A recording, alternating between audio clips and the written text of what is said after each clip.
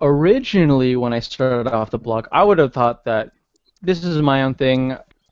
This is one blog out of a billion on the internet, and it has no impact or no meaning at all.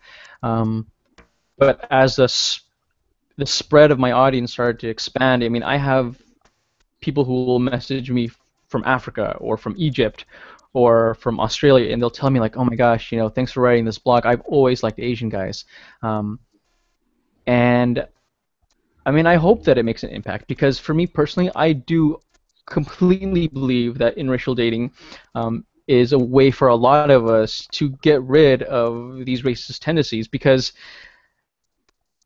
if, say, for example, you hate Mexican people, and then your sister-in-law happens to be Mexican. Like, even though you still have that prejudice there, you're gonna have to break down some of that. I mean, unless you're really stubborn, you're gonna have to learn how to adapt, and you're gonna have to sort of learn to accept that.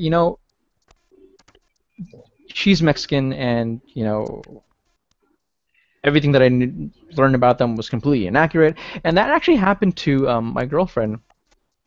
We had a family member who was pretty racist towards black people when we first got together, and so she was really skeptical about my girlfriend. But over time, that family member actually started being black men, Mm. and she would start having these conversations with my girlfriend every now and then, and she'd be like, "Oh, tell me about black culture," and then she would be so enlightened, and she would start to say, "Oh my gosh, really? Like, black people have it bad? Like, oh, like they're really educated," and her mind was like completely blown. And I really do think that if it wasn't for her having that relationship with that gentleman who was black, she would have stayed completely racist.